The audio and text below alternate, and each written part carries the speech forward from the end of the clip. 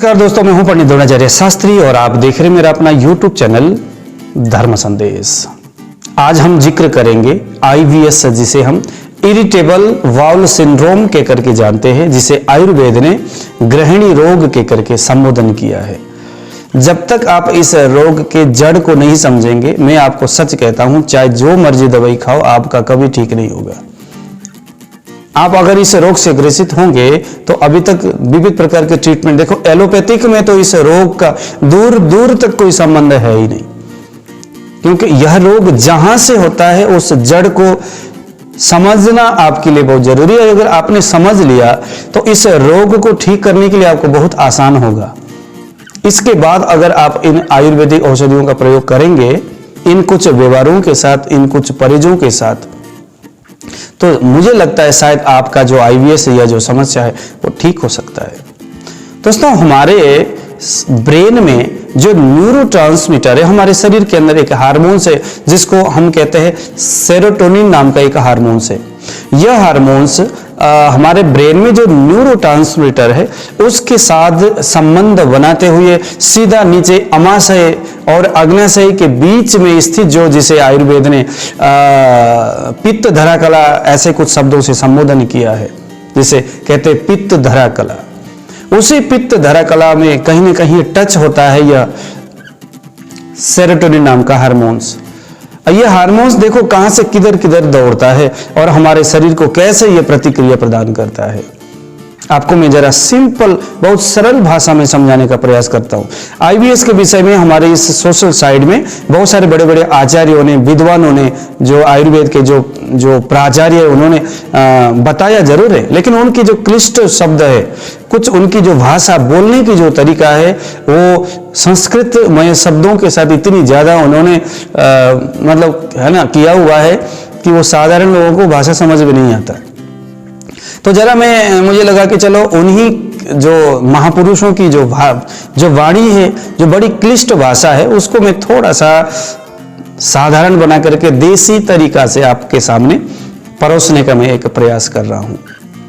हमारे शरीर में न्यूरोट्रांसमीटर जो ब्रेन में है, हमारे पेट में जो अमाशय और अग्नाशय के बीच में स्थित, जिसे आयुर्वेद में पित्त धरा कला बोला है, और हमारे जीभ में एक कफ जिसको वोदक कफ कह करके जाना जाता है।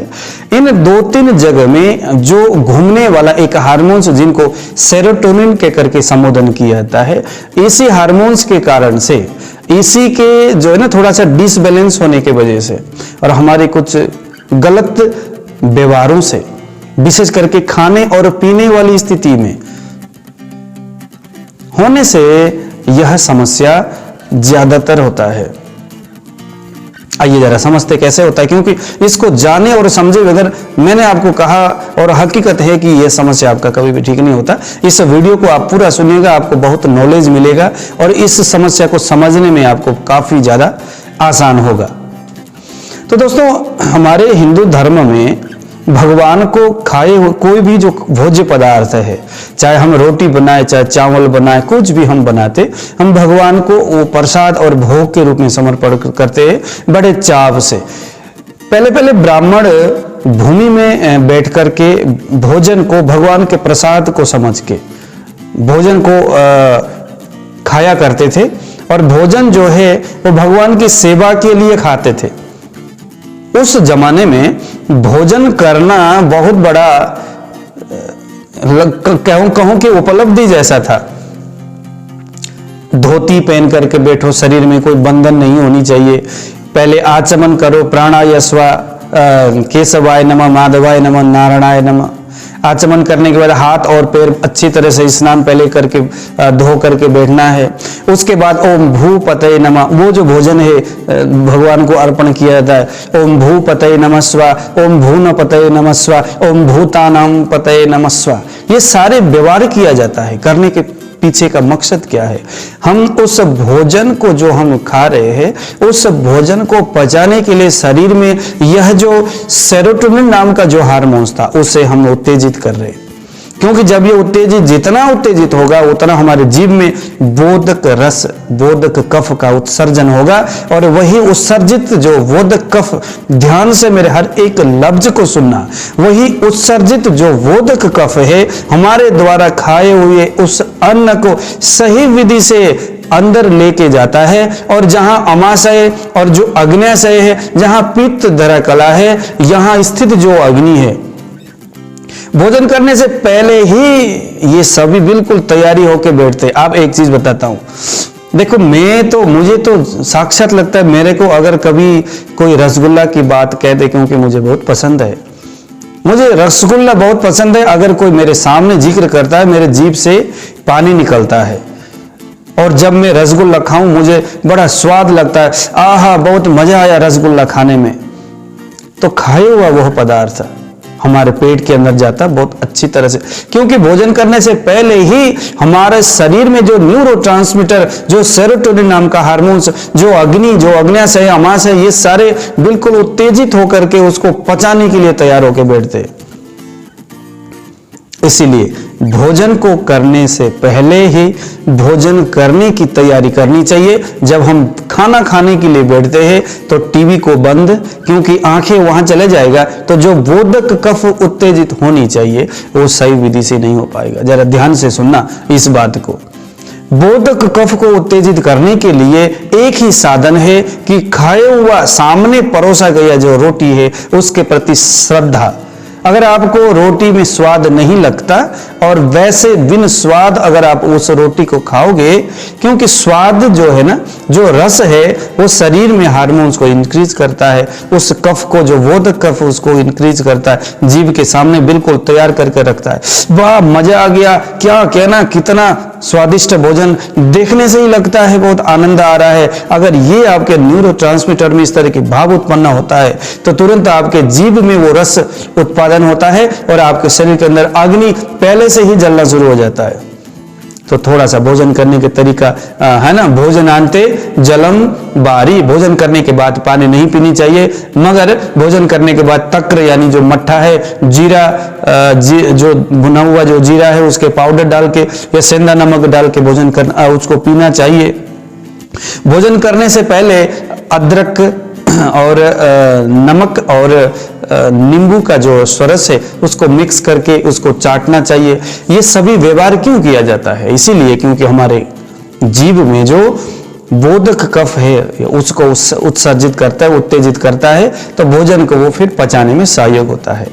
आजकल हमारी जो लाइफस्टाइल है बस इसी चीज को, जो भोजन है खड़े खड़े ही खा रहे, बंदों से बात करते हुए खा रहे, टीवी देख रहे, नीचे रोटी हम पता नहीं कितने खा रहे, हमें ही नहीं पता होता, पेट इतना बड़ा फूल गया और बाद में पता चला ओए मैंने तो आज 2 रोटी ज्यादा खा लिया, मेरा पेट फूला फूला सा लग रहा है।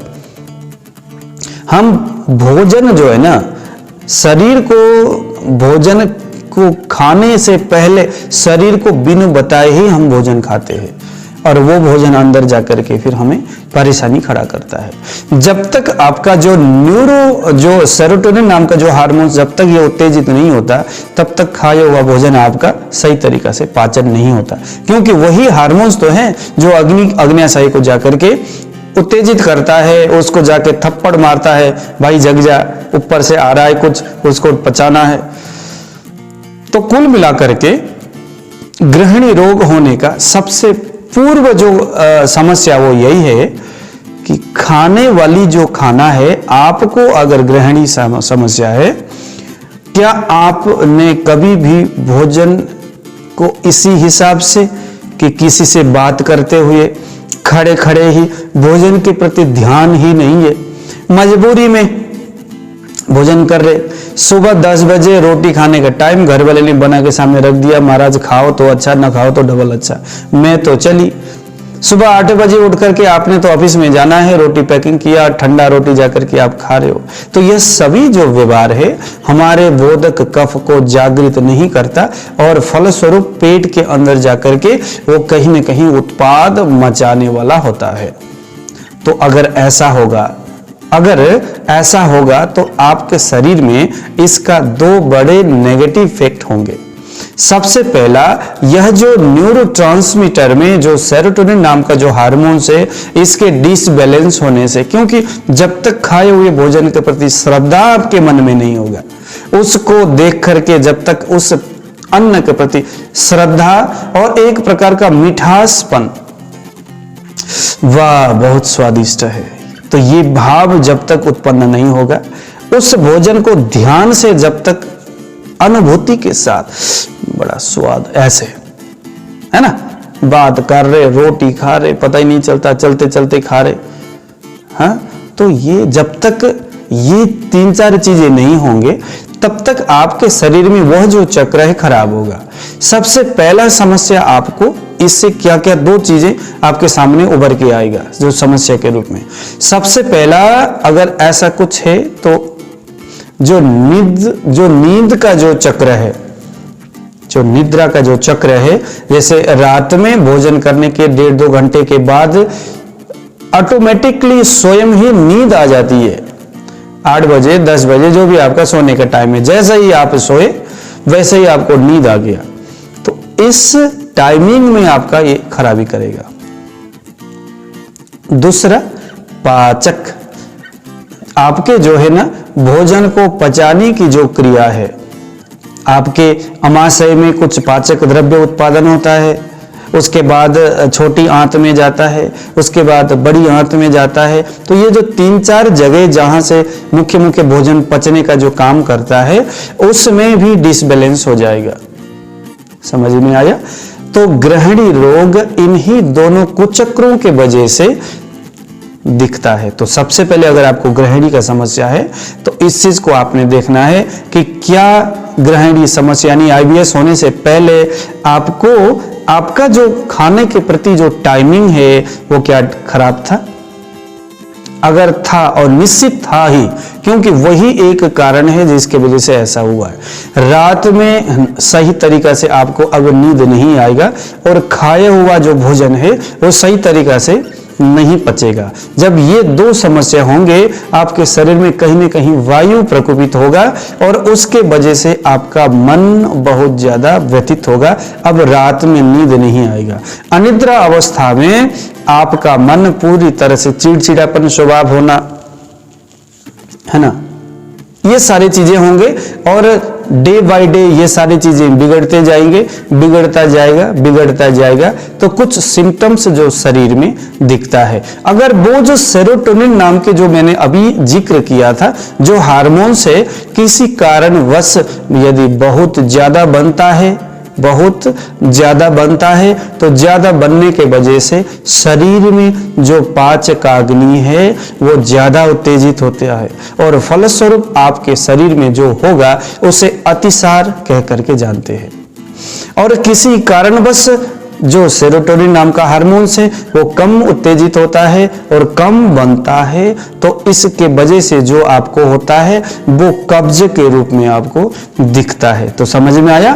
तो उत्तेजित कम होने से आपको कब्ज हुआ, सेरोटोनिन बहुत ज्यादा बढ़ने से आपको अतिसार होता है। अतिसार यानी जहां आपको बार बार लूज मोशन होता रहता है। अगर हम मिक्सअप करके देखें तो ज्यादातर आंत में, आपकी जो बड़ी आंत है, जो लार्ज इंटेस्टाइन या स्मॉल इंटेस्टाइन के आसपास में कहीं आवाज जैसा आता है, पेट में ऐंठन होना, आपके पेट में बहुत वेदना यानी दर्द होना, काफी ज्यादा लूज मोशन बार बार होते रहना, आपके पैर के तलवे में या टखनी में, जैसे ये पैर है तो ये जो इधर पिछली वाली जो भाग है उस भाग में हल्का सा स्वेलिंग होना, या पैर के जस्ट मध्य भाग में हल्का सा स्वेलिंग होना।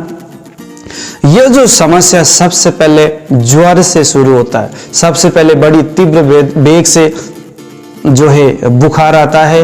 इस रोग को ज्यादातर आयुर्वेद के ग्रंथों में मंदाग्नि ही इसका मुख्य कारण माना है। जब हम आयुर्वेदिक इलाज करने के लिए आगे बढ़ते हैं तो यहाँ उस मंदाग्नि को ठीक करने के लिए अग्नि प्रवर्तक कुछ आयुर्वेदिक दवाइयों का घटक आपके शरीर के हिसाब से हमें तैयार जरूर करना पड़ता है। लेकिन इसके साथ साथ जरूर ध्यान देना आपके मस्तिष्क का, क्योंकि जो न्यूरोट्रांसमीटर है कहीं ना कहीं वहां पर भी अब दिक्कत है, क्योंकि कोई चीज निरंतर बहुत ज्यादा उत्सर्जित होता है तो भी वो जो स्थान है बड़ी संक्रमित हो जाता है, बड़ी ही वहां बिगड़ जाता है, उसकी जो नेचुरल काम करने का जो तौर तरीका उसमें डिसबैलेंस हो जाता है।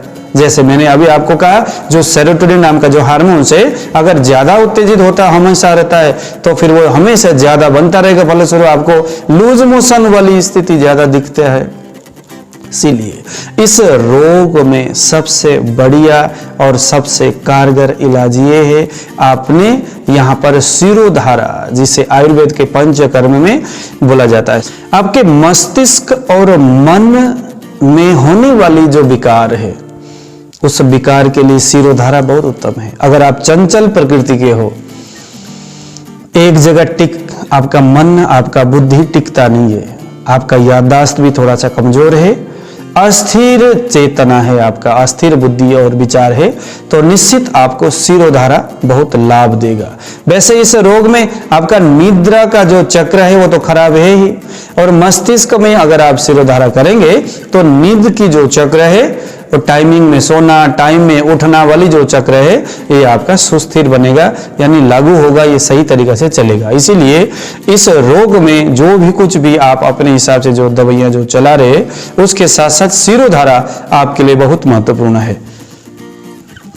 अब हर वह रोग जो शरीर में लंबे समय के बाद होता है, क्योंकि कोई भी समस्या बहुत जल्दी तो होता नहीं है। आज कुछ हमने ऐसे चीजें खाया, जैसे आज मैं टीवी देखती हुई रोटी खाया तो कल मुझे ग्रहणी थोड़ी होगी, आईबीएस थोड़ी होगा।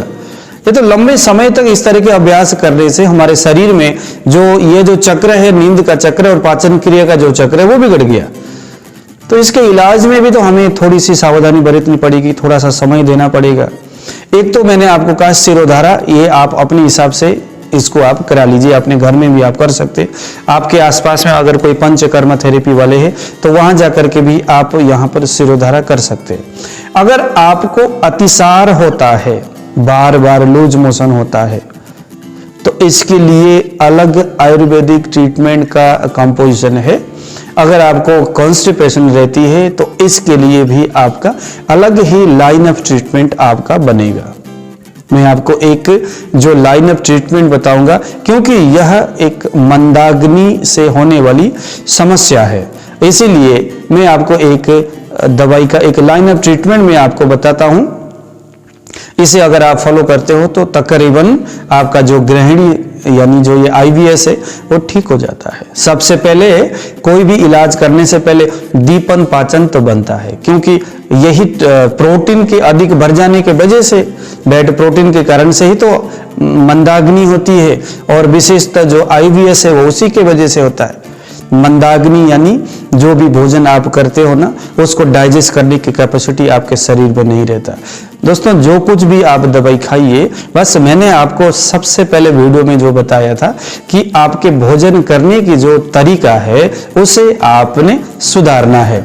भोजन सामने है, एक तो टाइम में उसको खाना है। खाना खाने से पहले अदरक, नींबू का रस और सेंधा नमक तीनों को मिला करके थोड़ा सा चाटना है।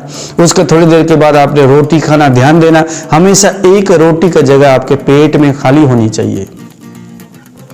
आपने रोटी जब आप खाना बैठोगे तो भगवान का लाख लाख शुक्र है मुझे अन्न मिला खाने के लिए, एक प्रकार से भगवान से प्रार्थना करना है आपने, क्योंकि ये सभी व्यवहार हम इसीलिए करते। मैंने पहले जिक्र किया था, हमने भगवान को भोग लगाया, फिर ओम भू पतये स्वाहा, भू न पतये स्वाहा, पृथ्वी के लिए, आसमान के लिए, पितरों के लिए, देवताओं के लिए हम मेरे द्वारा खाए हुए इस अन्न के कुछ हिस्सा, कुछ भाग में प्रदर्शन में उनको मैं अर्पण करता हूं। इस भाव से हमने वहां से कुछ टुकड़ा निकाल के धरती पे रखा, बड़ी श्रद्धा से नमस्कार करके, अपने हाथ में जल लेकर के उस भोजन के चारों ओर, कोई करता ही नहीं है। ये सभी व्यवहार एक धार्मिक क्रिया नहीं है दोस्तों, ये सभी व्यवहार हम इसीलिए कर रहे हैं कि उतने देर में हमारे जो जीभ में बोधक कफ का उत्सर्जन हो, हमारे ब्रेन में जो न्यूरोट्रांसमीटर है और उसके साथ जो सेरोटोनिन नाम का जो हार्मोन्स है वो हमारे अग्न्याशय और हमारी जो अमाशय है, हमारे जो पित्त धरा कला है, उसके अंदर स्थित जो अग्नि है उसको उत्सर्जित करने में उनको थोड़ा टाइम मिले।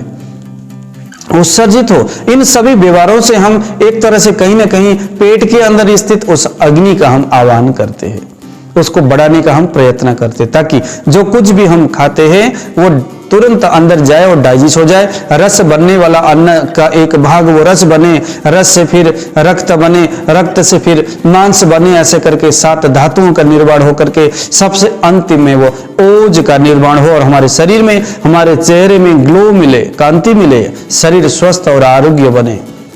इसीलिए इस रोग के इलाज अगर आप करने जा रहे हैं तो जरूर आपने इस चीज को ध्यान देना है कि जो कुछ भी आप भोजन करते हो उसको बड़ी चाव से, बड़ी श्रद्धा से कुछ भी खाओ, फिर तो कोई फर्क नहीं पड़ता।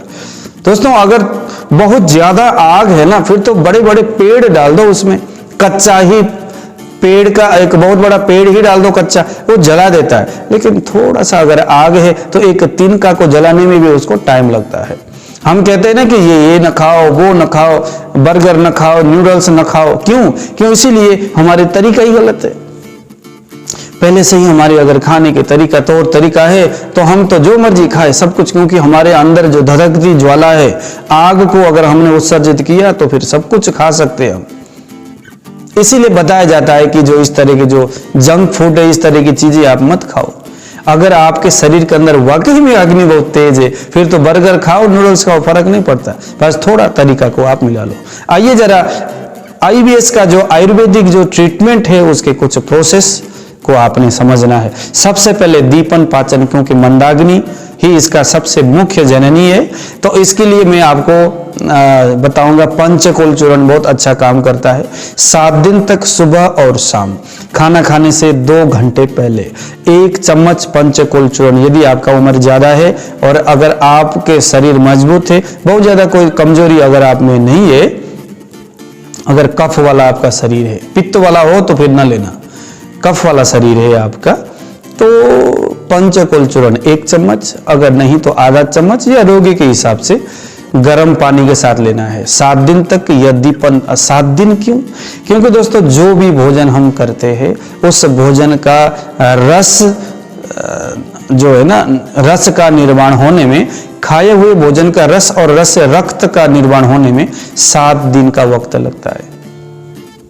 इसीलिए हम जो कुछ भी दवाई खाते हैं ना दीपन पाचन का, उस दवाई को ध्यान देना। कोई भी आचार्य आयुर्वेद के, कोई भी वैद्य, वो आपको दीपन पाचन के लिए 10 दिन शायद ही कोई नहीं बोलेंगे, 5 दिन 7 दिन तक आपने पंचकोल चूर्ण गर्म पानी के साथ सुबह खाली पेट खाना खाने से 2 घंटे पहले, रात को भी खाना खाने से 2 घंटे पहले। ध्यान देना 2 घंटे के बाद ही खाना है कुछ भी या पीना है। जितना मर्जी प्यास लगे, भूख लगे, आपने फिर कुछ नहीं खाना पीना। अगर प्यास लगे तो आप गर्म पानी पी सकते हो। फिर 2 घंटे के बाद भोजन करना है। भोजन में ध्यान देना, अगर आप 5 रोटी खाने की आपका पेट है तो सिर्फ 4 रोटी खाएंगे, और रोटी बहुत कम खाइए, सिर्फ 3 रोटी, गर्म पानी और सलाद और दूसरे जो हरे सब्जी है उसके प्रयोग आप ज्यादा करिए। मूंग के दाल का इस्तेमाल करिए 7 दिन तक, ताकि आपके शरीर को डिटॉक्सिफाई होने में एक थोड़ा मौका दे दीजिएगा। 7 दिन बहुत खा लिया आपने, जंक फूड खाया, ये खाया, वो खाया, 7 दिन थोड़ा रेस्ट दो। और यह जो दीपन पाचन के लिए जो पंचकोल है ना, शरीर के अंदर आंतों में जमा सारे गंदगियों को कोष्ठ में लाकर छोड़ेगा। सबसे पहले हमने वमन क्रिया करना है, तो वमन क्रिया के लिए सबसे बढ़िया है आपके लिए यहाँ पर बच का चूर्ण 1 चम्मच या 2 चम्मच, इसमें सेंधा नमक 1 चुटकी, थोड़ा शहद मिला करके इसको चाटना है। ऊपर से आपने जितना हो सके उतना अपने मुलेठी का काढ़ा आपने पीना है, आकंठ उस काढ़ा को पीना है। उसके बाद आपको वमन होगा। अगर नहीं होता तो 3 उंगली अंदर डाल करके आप साधारण सा वमन, छोटा सा वमन आप कर सकते। ध्यान देना, वमन कर्म न करने वाले बहुत सारी स्थिति है, तो अगर आपके शरीर इसके खिलाफ है तो जरूर आपने नहीं करना, या किसी अच्छे वैद्य के संपर्क में आइए। वो अगर आपको वमन कर्म करने के लिए बोलते हैं तो जरूर आप करिएगा। वमन कर्म करने के 2-3 दिन तक आपको हो सकता है कुछ कमजोरी हो, तो वहां आप मूंग की दाल बना करके उसमें देसी गाय का घी डालिए और इसका आप इस्तेमाल करिए। घी ज़्यादा से ज़्यादा आपने इस्तेमाल करना है। कोई अच्छा फल फ्रूट वगैरह आप उसके, अनार के जूस वगैरह आप ले लीजिए, चुकंदर वगैरह हो गए, ऐसे जूस आपने लेना है। उसके बाद आप क्या करना है कि सौंठ अतीस और नागरमोथा, ये भी आपने लेना है। इन सारे मिक्स करिएगा। सुबह और शाम अपने गर्म पानी के साथ 5-5 ग्राम लेना है। यह भी दीपन पाचन का ही काम करता है, मगर ये गृहिणी में जाकर के, यानी आपकी जो बड़ी आंत है ना, बड़ी आंत की ये डिटॉक्सिफाई करता है। यहाँ नागरमोथा है, यह अनुलोमक भी है और दीपन पाचन का भी काम करता है। अतीस और सौंठ है तो ये भी उसी तरह से दीपन पाचन की। ये भी ध्यान देना, क्योंकि पंचकोल 7 दिन तक लेने के बाद आपके शरीर की क्या स्थिति बनती है। वमन करने के बाद कुछ संशोधन क्रिया आदि होने के बाद फिर आपको यहाँ पर वस्ती क्रिया की अगर तैयारी करनी हो तो ये आपने सौंठ, अतीस और नागरमोथा का प्रयोग करना है, अदरवाइज नहीं। उसके बाद सीधा मैं आपको 2-3 कुछ दवाई बिल्कुल सिंपल सा, क्योंकि अगर आप आपके आसपास में कोई वैद्य नहीं है तो गृहिणी रोग के लिए ये पंचकोल के प्रयोग करके सीधा आप कुछ दवाई को लेकर के आना है आपने। एक का नाम है बेल के फल का पका हुआ जो बेल है उसके गुदा आपने लेना है पहला। दूसरे का नाम है चित्रक, तीसरे का नाम है सौंठ। इसको आपने बरोबर मात्रा में लेना है, सुबह, दोपहर अथवा शाम को, या सुबह और शाम को आपने इसे 1-1 चम्मच गर्म पानी के साथ लेना है।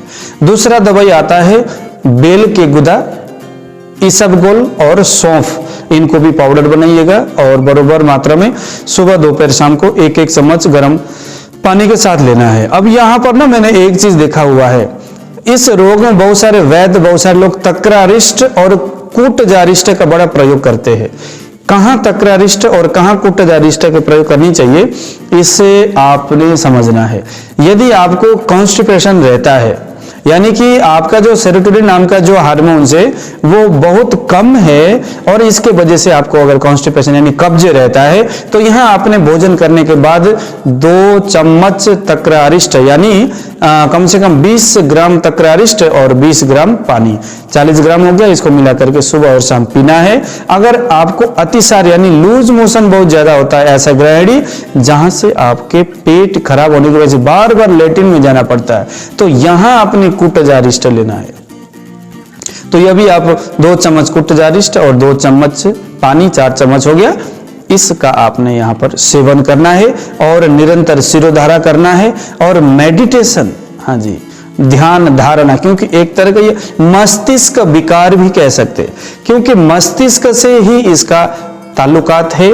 मैंने आपको पहले ही बताया था, हमारे जीवा में स्थित जो वोदक कफ है उसके डिसबैलेंस होने की वजह से, हमारे द्वारा खाए हुए भोजन के अपच होने की वजह से, पेट में जो हमारी जो पित्त धरा कला है उसके बिगड़ जाने की वजह से, आग्नेयाशय के मंदा होने की वजह से, आपके बड़ी आंत में जो किसी का सूजन भी होता है बड़ी आंत में, हालांकि यहाँ पर अलग अलग सिम्टम्स दिखते हैं, ये भी एक जैसा नहीं होता।